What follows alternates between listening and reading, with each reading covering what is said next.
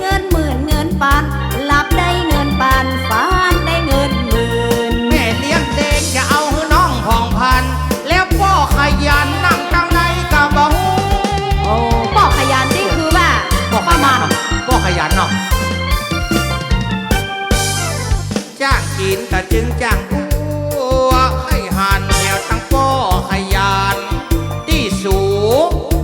ขันคำที่น้องผ่องพันเอาล้นไปตำอ๋อโกดังเปิดนะคะแม่นำเป็นโกดังพ่อขยันอีพ่อนั่งเฝ้าตั้งลูกโอ้จังก็เอารถไปจอดนะเจ้าพ่อขยันนะสุภาพียังน้ำจิตน้ำใจเปิดตึงบ่อน้อยตะวันหลวงลงมาป้อยแม่กุ้งน้อยเปิดจะโจกมาฝากโอนไปแต่เจ้าป่าที่ป่าสุดถึงจะนั่งตั้งไก่ก็ยังโจกมาโอนไปก็ยังโจกมาฝากป้าได้เอ็นดูอีนกพันคำคุณป้าขยันโจกมานึ่งเบนอันนี้ก็พ่อขยันนะอันเนี้ยเจ้าหูกันชื่อเขากำลังหาได้น้ำคิดน้ำใจพ่อตึงก็บะเลนมาเตือมาเทินคือจังโซบนแถมจะขอบคุณนอเจ้าน้ำเมื่อแต่เจ้ายังก็ละยานนาเจ้าแม่นายขอบคุณน้ำใจขยันคุณพ่อโอ้ป้าเลี้ยงขยันครับเจ้าผมยังมาได้เจ้าป้าขยันแล้วเปิ้นได้บริการตีจอดรถเพื่อจังโซรูปหล่อเพื่อตัวป้าใจให้เขาก้อยคอวันนี้จำเป็นได้รบกวนสักน้อยแต่นะขอฝากกะตั้งรถตั้งแลจอดหน้าโกดังมาเป็นอย่างแต่น้อยคุณพ่อขยันมาใจจะย่อยอกเขี้ยวอยากมาปานคนเดียวโคมาได้สักครั้งขอบคุณเจ้าน้องกับมาได้ยังเป็นดีน้อยใหญ่น้ำตาปอดย้อยเนื้อได้สักน้อยเป็นละวันขวัญโถอันเนี้ยเปิ่นหักเฮาเต้ขอบคุณอีแม่เด้งปานตะลุนละวันนาดูนนักกัดเจ้าแม่นุนมาปานขอนโพงนักคือลาคือลูกขอบคุณเจ้าขอบคุณแม่เด้งเจ้าแม่เด้งปานแล้วละอีพ่อมีไหนตื้อใครอาจน้ำใจแล้วว่าจะขอพันพวกปัดเติ้งนะคือเต้านะคือลูกนะว่าจะขอพันพวกเหี้ยสักแผ่นสองแผ่นเกี่ยวอันยามแรงนะขอบนะคูนะเมเลี้ยงกะซ้ำมาใส่เสื้อแดงนะเปิดจัดนะเปิดแจกจังซอตึงกูเป็นว่าอีนี่ไปถ่ายเปลี่ยนเสื้อแดงบอกตาวันเล่แม่ลวดมาฟอนสุดยอดไปเปลี่ยนเสื้อใหม่พอยังกราบละอ่อนซ้ำมาฟอนเป็นผู้ลุงแถมพอยังกับสาวจีสาวน้อยเล็กมาบ่อยมอยเข้ามาม่วนงานนาเจ้าแม่เนกมาแจกมาแถมเอามาไล่มาโมพ่อขยันที่นั่งใกล้ๆพ่อขยันนะก็อย่างนั้นจังซองก็ได้มาหูมาแก่ที่น้องศรัทธาบ้านเฮาใจสปอร์ตอันนี้ก็ตึงก็สุดยอดเป็ดป้อเลี้ยงอะอย่างเล่าแต่นั้นป้อจังก็จะมีเมตตาลูกเต้าบุตรตาขอเอ็นดูสักน้อยเอ็นดูแดดสองแม่แกนตาโมนเอิ้นหาพ่อเลี้ยงสี่โทนที่นั่งลุ่ม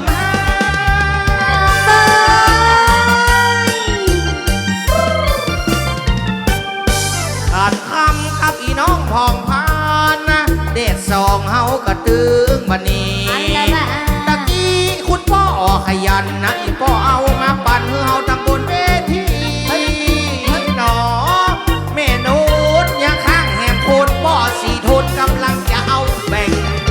ก็ไปแลกสตางค์อยู่ไกลน้ำปีนปีนสายบนไหลเปิ้นว่ามันน้ำแห้งแต่เมฆกุ้งน้อยน้ำใจบ่แรงจะเตือมจะแทงเพื่อเฮาดึงหมู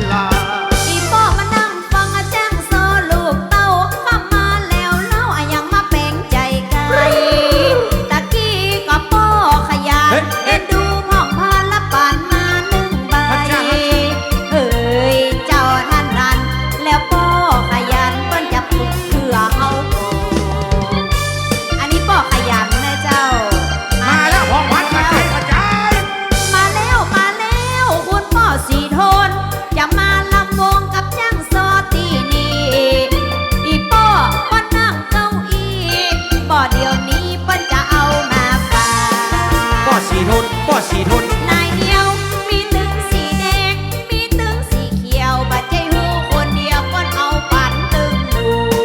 ขอบคุณคุณป้อสีทุน อะไรวะ เอามาปั่นให้ลูกหลานวันนี้ ขอบคุณเจ้าอาหารครับมึงเอาไป40 ปอก เพื่อป้อแข็งแรงแข็งแรงแห่งดี ตั้งนี้อย่าเจ็บเป็นอย่างแข่งตึงตั้งบุญคือแข่งตึงตั้งลุ่มแข่งตึงเมื่อเจ้า แข่งตึงเมื่อวัน ไอ้ยังแข็ง หนอแม่เนา ไอ้ยังแข็ง แข็ง ไอ้ หัว ยัง แข็งหัวเข่าหัวเข่าอ่ะเฮ้ยยังค้างหลายคนข้างก็สีทนยังบ่ได้เอาแบ่ง วันนี้แม่ห้างแห้งผ่องพันเพื่อสู่เอิญแห่มใหม่คนงามนั่งข้างป้อขยัน เป็นภัยในการเพื่อสู่เอิญสู่เอ่ย กระเติงไข่หันไม่ปั่นแก้วคำฟูเพราะจะเอ็นดูหมู่ตูพ่องนา มาแล้วมาแล้ว อันนี้ป่อยังเจ้าคุณป่ออาญา อันนี้ป่อปานเนี่ย ขึ้นบนหาน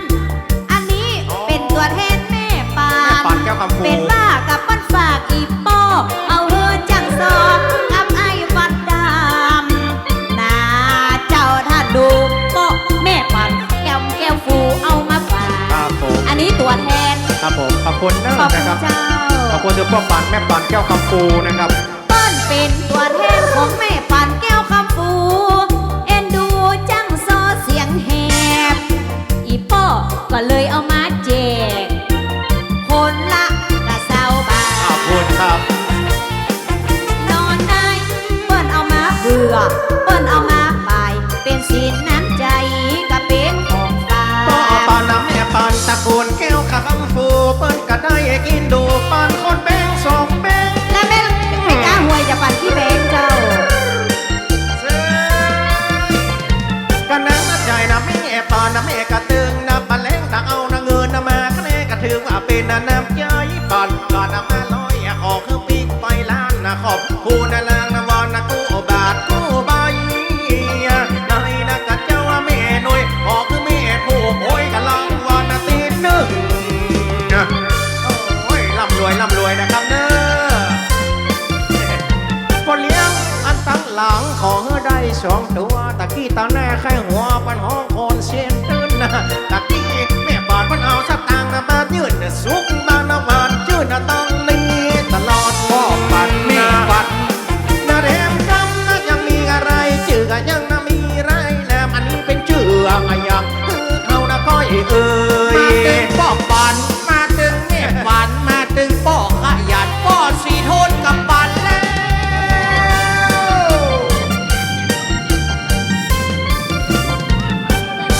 เมื่อยามตะวันกาบแก้วเศรษฐียังข้างแหมลายประเดี๋ยวห้องแม่กุ้งน้อยบ่หูว่ามีไผคนใดหนอแม่นไรอ้อ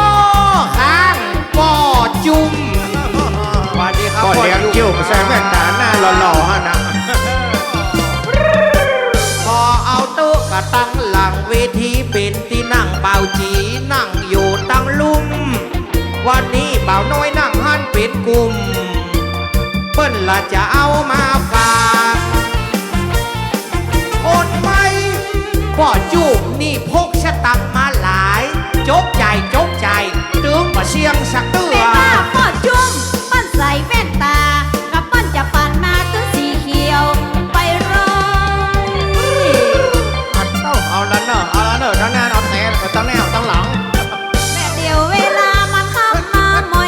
ยจังซอจังจ้อยเฮาเป็นดีไข่ก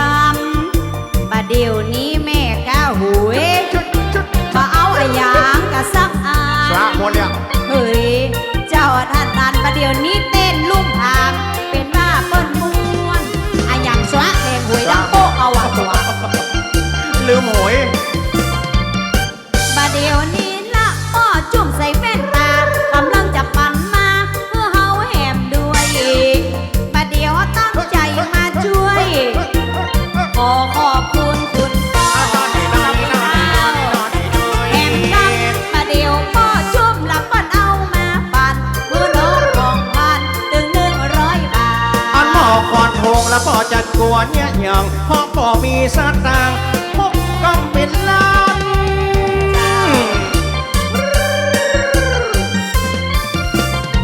นักตึกนักไปเงี้ยวเงี้ยวสาวไปนักกว้างกว้างนักอันหม้อควัน อ๋ออันนี้แม่ จะ ปาน ปานน้ำใจ แม่ปาน จะว่าขอบคุณ แฟนแม่ บ่เลี้ยงจุ่มนั่งอยู่ตั้งลุ่มมาปานคือนะป้อใจในนักกะเจ้าแม่ในน้ำนักโอกะน้ำใจนะป้อตึงดีขนาด คุณพ่อเป็นตัวแทนแม่ปานแก้วคำฟู นั้นอดคอละขอบคุณเม็ดแก้วกับคำฟูอันนี้แนมสกุลของแม่ตั้งเจ้า แม่ปานแก้ แม่ วคำ ปา ฟู นนังเอามาปานนะเต้นแล้วมาเดียวตั้งลูกตั้งเต้าก็ได้คนเห็นส่งเห็นนะอันยามเล่งสำเร็จใบเขียวอันนี้ปัจจัยใบแดงอันแนมใจเปิ้นเฮงก็เอามาฝาก ตาหวานตามลูกให้หันป้อพลชัยวงศ์นี่ในเบา มีตั้งหลายเพลงว่ะ ยังบ่มาเป็นกิมยังบ่มาเป็นกู้จะนั่งตั้งหน้าตั้งหลังป้อพูนชัยวงศ์ตาหวานกว่าตกลูกตึงให้หันรางวัลก่อนดีจะลาจากกันนั่งซอสูดหวานที่ป้อบ่ปันสักบาท มาแล้วป่อพลใจวงไม่เก็นตามุนไปฮือวีดฮือ พ่อ ขา โพนเนาะ ดตาวันเลงลุงไว้มาก สวัสดี มา เจ้า ป่อพลกำลังจะโจกสตางค์ย่อยใบร้อยใบแซวใบปันใบ500ใบอะยังกันจ้าโจกมาเถอะป่อพลจะโจกมาป่อมีเมตตาเต้าใดก็ตึงชอ จะขอขอบคุณรางวัลพ่อโพ โพ น นอ่ะ ตาวันโลกพ่อปลาไหลเบ้ ป่อพลชัยวงศ์ พ่อ เนาะ โพนชัยวงศ์เอาไปคนใบเหลือที่นี่2 ใบกูเอาวันแน่ปลาขาวก็ยังได้เปิ้งบุญเพลงเจ้ามาพอมายิงพ่อหลวงแม่แผนหวังอดัดแล้วจะเอามายุ่นเป็นรายชื่อเปิ้นว่าเป็นรายหน้านะเจ้าแม่หนุ่มละพ่อหลวงบุญชุมเอารายชื่อมาฝาก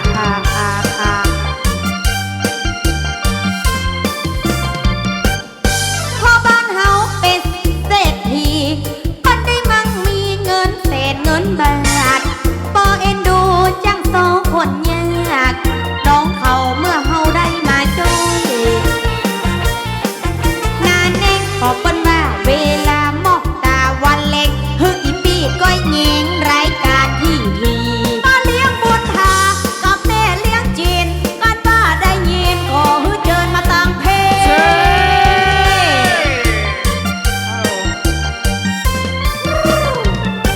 มันอยู่แม่กุ้งน้อยอันนี้เป็นสายเป้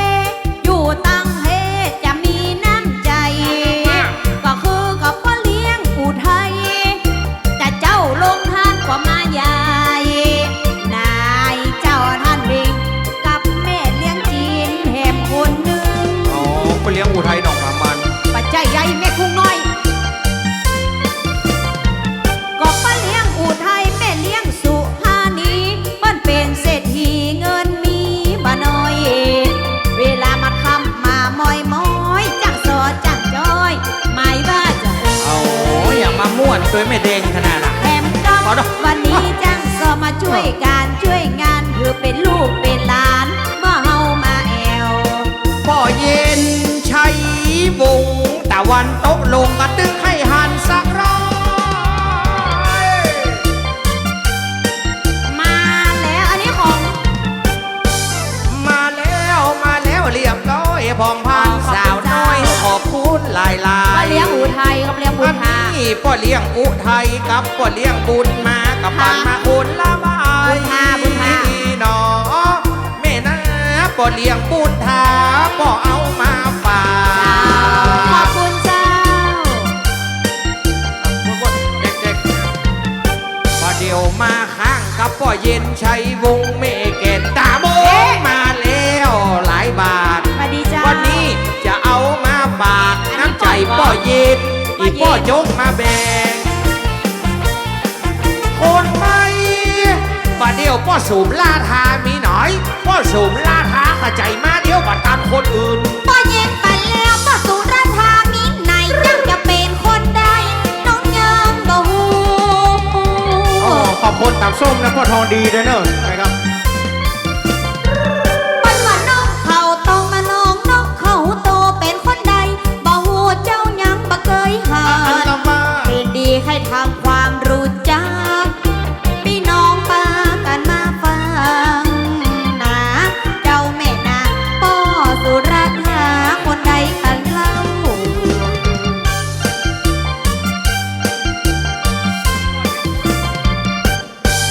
จังซอได้มาอู้มาแจกถึงเวลาเข้ามาเลี้ยวเจ้าป้าหูคนใดกันเล่าจังซอไปดีใครหันสักหน่อยเห็นกัง ขอบคุ พุ ณ ท พระ ธ ส ก็ งฆ์ค มา รับ ตังนะพุทธก็มาตังหลัง ขอบคุณป้อเอามาฝาก แต่ว่าพ่อสมลาดหานะเปิดมาก็ด้านหลัง เปิดมาปาดล่างบาทให้จ้างโซ่แคม100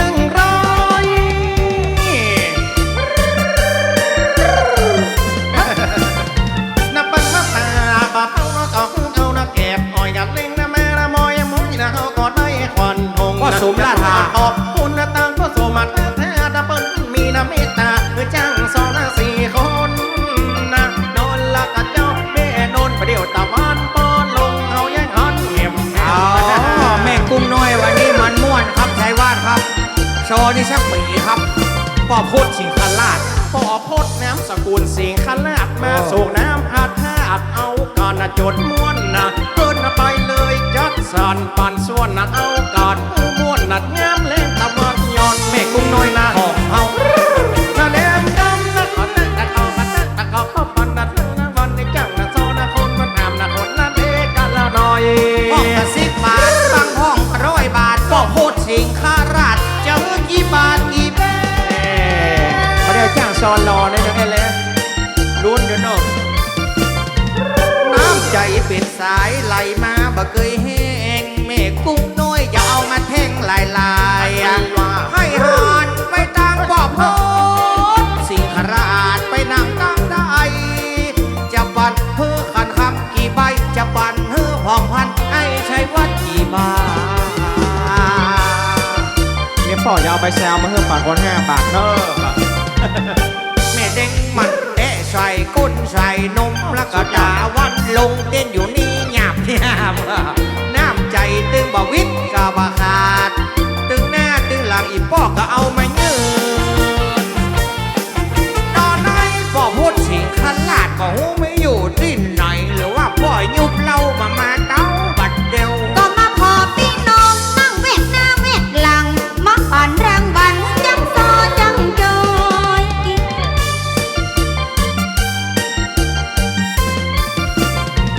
ก็อีน้องผ่านคำเป็นดีไข่หอนแบ่งย่อยแม่เลี้ยงสุภานีจะเป็นคนใหม่พ่อยังกับสาวน้อยเล่งมาบ่อยๆไข่หานสักบายนะเจ้าแม่ไม่จะมอบอยู่ตั้งใดมาเอวตั้งเพชร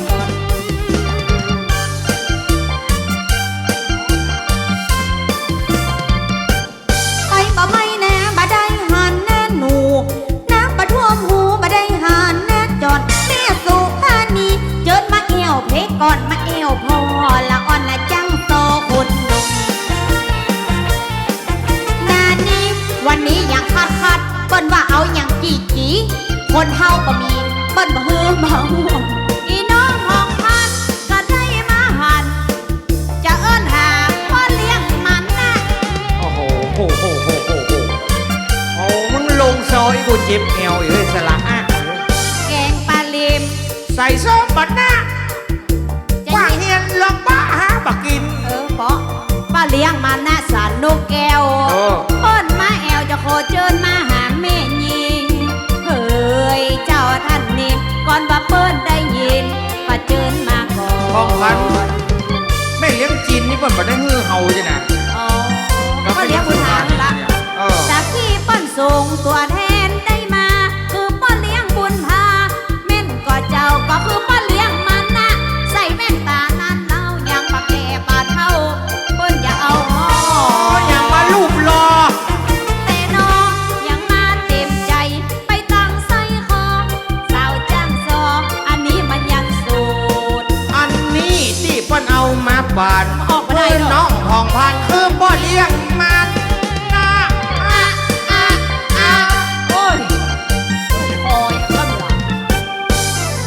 ปลาลิมเฮาใช้ชุ่มวันนะ ไฟปิ้งไฟอย่างเก่าเหรอ ขอบคุณหลายๆอันนี้คือป่ามานะก็ดึงวันละเอามาเจกโคตรไป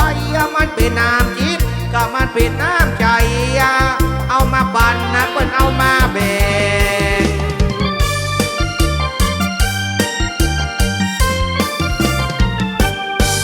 ยังค้างตั้งป่ออาจารย์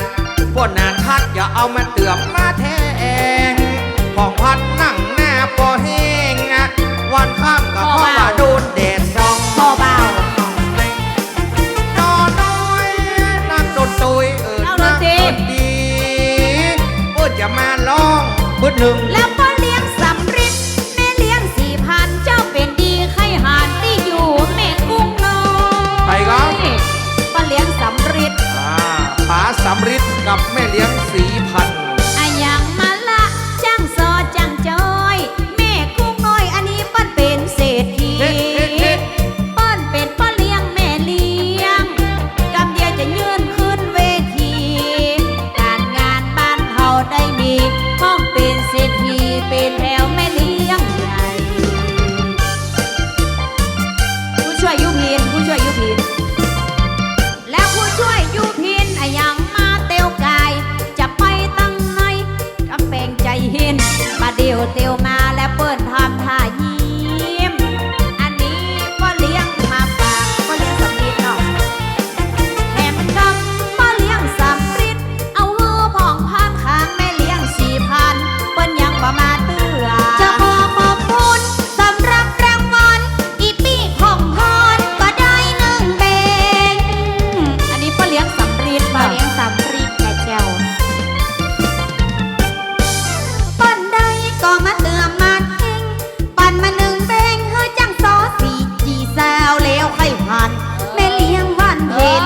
เมียกุ้งน้อยมีในแถมกำนะเจ้าแม่ใน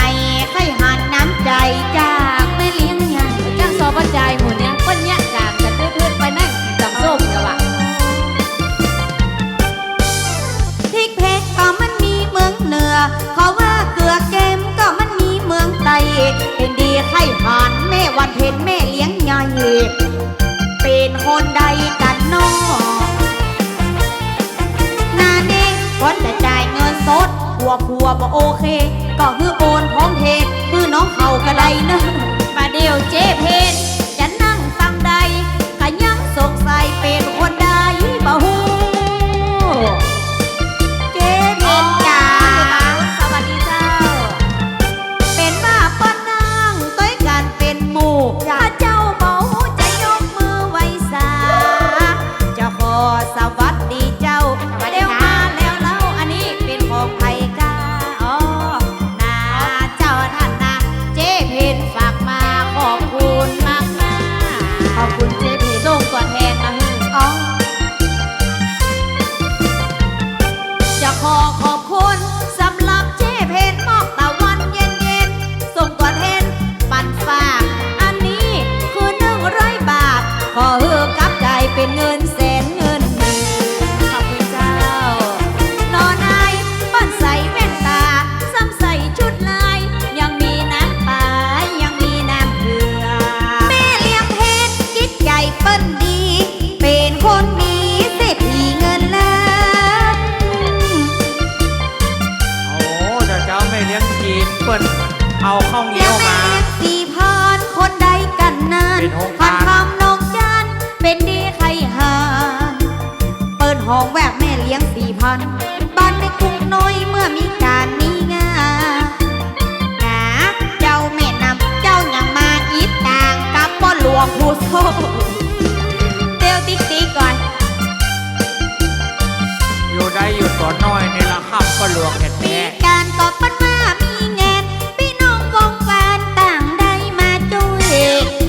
ปันได้มาสร้างลางซอยจังซอได้มาจุยในงานหนึ่งเก่าหน้าเด่นแล้วเป็นดีไข่ฮอตก็แม่เลี้ยงจันเพ็ญพร้อมกับตึงแม่เลี้ยงใหม่ ไข่หานแถวไม่เลี้ยงจันเพนตาวันเย็นๆจะนั่งแจงในเบา แล้วสวัสดีแม่เลี้ยงจัดเพนนะครับ แม่เลี้ยงใหญ่แม่กุ้งน้อยของเรา จะรับทรัพย์เปลี่ยนกันมาเป็นกู้ เปลี่ยนกันไปแล้วก็กินส้มตำมาตอนนี้มันเป็นหน้าที่เฮาสลับซับเปลี่ยนกับคันครับ วัดบ้านกี่ชัก น้ เนาะ องแม่เดนะแม่เลี้ยงจัดเหตุเดียวรถอยู่ สะดุ้งรถตู้ แม่เลี้ยงจันเพนขอใจเย็นเย็นอันนั้นก็มันเป็นรถตัวเตียวข้ามทางมาเป็นกู้ อันนี้ฮะจะเป็นแม่เลี้ยงใหม่ อันนี้ไม่เลี้ยงไม่เลี้ยงใหม่ไม่เลี้ยงเพน นอนได้น้ำใจเปิดปากบอกไก่เอาแม่เลี้ยง4,000ส่งประเทศมาฝาก แม่เลี้ยง4,000มาตึกแม่เลี้ยงเพนนะเปิ้ลกะเปิ้ลเก่งปอนนะคน200 แม่เลี้ยงจันทินกับแม่เลี้ยง4,000เนาะบางเกียวก็แม่เลี้ยงใหม่นะแม่เลี้ยงใหม่ออก กัน มา เร็ ด้ ว วย นะพ่อตะวันกันลงนะไปนะมอยนะมอยอะหมูกระจังจ้อยเอาก็ได้น้ำใจขอบคุณแม่เลี้ยงตีจึงอาจารย์เพลละเปิ้ลละกาละเปิ้ลละเก่งนะปอนนะแม่นะคนใบน้อยกะเจ้าแม่น้อยแม่เลี้ยงใหญ่แม่กุ้งน้อยละเปิ้ลก็เอาแม่ฝากโอ้มาไปขนาดนั้นคุณ มา100ปิ้งไป100 ล้าน บัดเดียวครั้งแม่เลี้ยงใหม่ขอบอกผ่อนใหญ่เพื่อจ้างซอกคนยากให้ผ่อนเหียสัก2-3 บาท แม่เลี้ยงเปิ้นจะปานเฮาก่อน นี่มามากหน่อยมาใส่วัด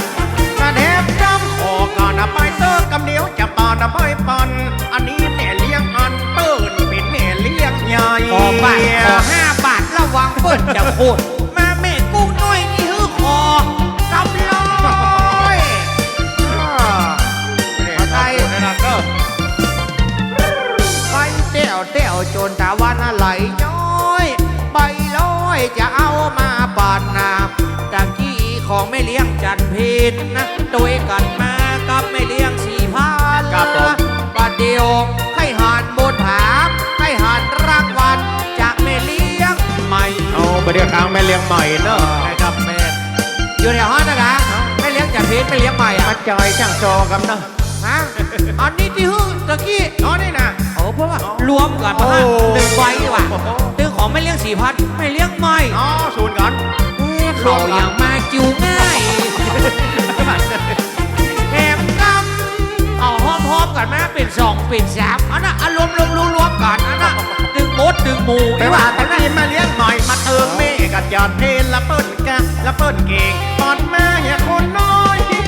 เอาก็ว่าลายชื่อล้นลอยเขาว่าอันน่ะปอกๆอันน่ะใบเดียวอันน่ะว่านั่น กระรวมกันนะ3 คนนะน้อยนะแม่200 อย่างนะขอบคุณนะแม่เลี้ยงเหมือนกัน ขอบคุณ4,000นะขอบคุณแม่จอดเพลเปิ้ลกะเปิ้ลเก่งปอนมาเป็นรางวัลนะกำนะกัดเจ้าแม่กำน้ำใจเปิ้ลแงมเปิ้ลก็เอามาแบ่ง ไหวสาปารมีของตุหลวงเลยเนอะเจ้าอธิการปันมาเด้อ อั เจ้าน นี้เป็น เน แม่ อะ เลี้ยงใหญ่บัดแม่น่ะกงน้อยเปิ้นบัดหอยน้ำใจบอกแห้งนะตึงแม่เลี้ยงใหม่บัดมาแอม2 แบงกันน้ำใจเปิ้นแห้งเปิ้นก็เอามาฟังจะ2 คนตุกกระโตกกระโตกกระโตกกระโตกกระโตกตุงมาเดียวกับวานมาลงตึกให้หานซับ โจกเตอะปั่นเตอะข้ามาปั่นเฮือเฮาดีเหลือเฮือผัวไปซื้อเหล้าอดไว้หลายร้อย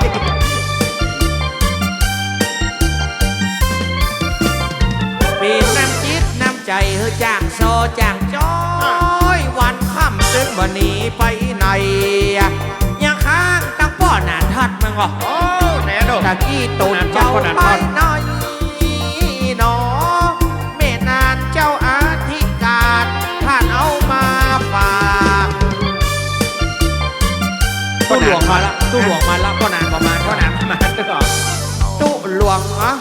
เมตตาเอาว่ามายื่นเพื่อจากโซหลายบาทท่านก่อนานยังบ่มาสัก คนได้บ่เนาะ ก่อนนานท่านบ่มาเต้าวันเดียว อันนี้ไปมาหู ตอนไหนว่าโหอันนี้แล้วจะเป็นของไผ่ป้อนานทัดโอ้ป้อนานทั ตั้ ด งพ่อนานทัดใจ จะใส่เสื้อขาวเสื้อลายเปิ้นยังมีน้ำใจปอนอย่างโซจังจ้อยอะไรเนาะ อ๋ออันนี้ก็หนันทัดนะ โอ้ขอบคุณครับขอบคุณนะปอนนัดพัดประเดี๋ยวกันยังปะถอยปอนปีนะไม่น้อยเป็นรางวัลควันทงจุดหมายคมนะติปหลวงคือแม่เขียนแม่คือเขาตั้งบนนะโดนละกัดเจ้าแม่นนประเดี๋ยวเขาอยู่สองคนข้ามกันเต็มที่ชูแม่ สองคนเนี่ย ไปกินน้ำส้มบน จากต่างโชคมาจากมีสองคนนี่เนี่ย สู้จะมาลู่เนี่ยอย่างอันนี้เป็นรางวัลของไอเนื้อเจ้าว่าไปสู้ไปกินตังเหล้า เปิดพัดลมแล้ว กิ เปิ น ดพัดลมแล้ว น้ำส้มตีเปิ้นเอาแม่สู่ ชาพีชาพีผัดเอาเปิดพัดลมแล้ว เพมกำให้ครับว่ามาเดี๋ยวผมเหลือรางวัลเขียวแฮมชาติเหลือเมียสักบาท จอว่าหัวอ่ะไม่เลี้ยงยูพินเอามาปั่นกับพ่อเลี้ยงบัณฑิตเมื่อเฮาเรียบร้อยตะเกียบไป ที่ ก่อน น่ะ ละเอาไป เวลาเข้ามาได้ ที่เขาลู่เอาไว้นะบัดเดียวปั่นมาหลายร้อยแต่เจ้าเอาโรงทานมาปั่นใช้วัดจ้างจะตันกินเข้ากันจินเปิ้นเอามาตั้งเป็นห้องทาน ตะกี้นะ เปิ้นเอามากระหลายถัง เอามาปาดเฮือเมฆกุ้งน้อยถึงหมู โอ้ใช่แม่กุ้งน้อยแม่กุ้งตัวกว่ามันหน้าตั้งประเด็นก็ต้องนะ มาแผ่วไอ้ายสงกรารมอริสไม่เลี้ยงยูพินมอริสบันได้เบิ่มได้โง่เอามาปั่นเฮือเฮาแล้วเน้อตึงเข้าหาหมูตึงเข้ามันไก่ได้จิ้มมีตึงเข้าเงี้ยวมีตึงเข้าการจิ้นเป็นของก็เลี้ยงบัณฑิต พ่อเลี้ยงบัณฑิตแม่เลี้ยงยูพินประเดี๋ยวจ้างซอใจยิงขอบคุณนะเข้มข้น ปาดเรียบร้อยละแนบลายชื่อมาอันนี้คือรอบที่สาม อะไรไม่การนะคือแม่นะเอามาช่วยกันห้ำหนักเอาแยมเมื่อค่ำจะได้ขอนัดน้ำใจจะเอิ้นไปตั้งนับแม่พีนจังซอใจยิงพอดีแค่ขอนสักใบในนะกะเจ้าแม่หน่อยมาหัวแม่อยู่ไหนอยู่ตั้งไหนว่าตั้งนอกเอตาได้บ่โหเนาะ ส่วนขอบคุณนะเตียตั้งกันนักแน่รางวัลปันแม่นะแค่อยากแม่ก็ใจจืนได้ขอนะพี่น้องตึงมาคิดนะเพนอื่นน้ำใจมายืดให้จังโซตึงบูอะไรเนาะมาเดียวใช้วัดมาจะยกนะมือโยนะขอบคุณนะแต่บอกรางวัลนะทุกท่าน มีการมีเงินบัลละเธอมองใครผ่านคุณสุนทรคนใดบ่โห ก็เลี้ยงสุนทรนะครับเนาะ เป็นป่อดากนะ เขา เจ้า ก็ดาบสุนทร จังซอให้คอปู่หมอให้อูเฮาได้มาฟู่อูกันบนแถบเปิ้นห้องว่าป่อดาบสุนทรเล่งมาอ้อนจอนก่อนจะปิกลายันดาเจ้าแม่แนวพร้อมกับแม่ต้องแก้วถ้าจะมีของฝาก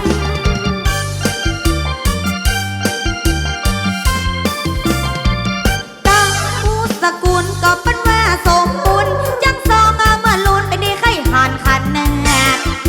ป่อดาบถ้าเจ้ามีของฝากเฮือกับจังโซสักหน้อย นายมนเป็นดีไข่หันก็ป่อดาบสุนทรเลงมาอ่อนจอนใครได้ของฝาก เร็วนะพ่อตามันก็คำนะแม่ก่อนจอนละปอดแดบสูตรทนอยู่ตั้งในอะบะฮู พร้อมกับแม่ตองแก้วนะเจ้าไปล่างติ๊กบ้านเห็นละบ่ฮู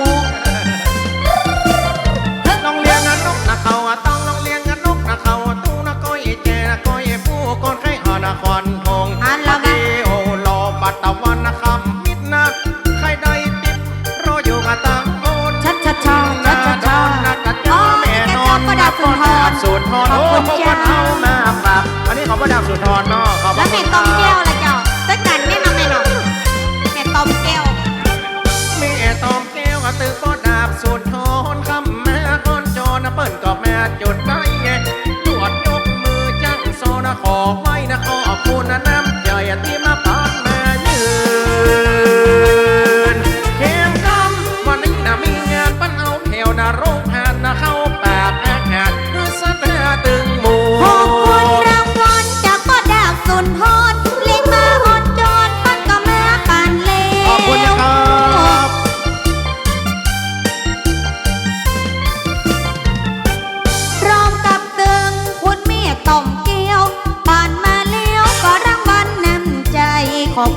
ำใจขอบคุณน้ำจิตจากญาติมิตรพี่น้องวงญานาเจ้าแม่นำก้อนบรรนายจัง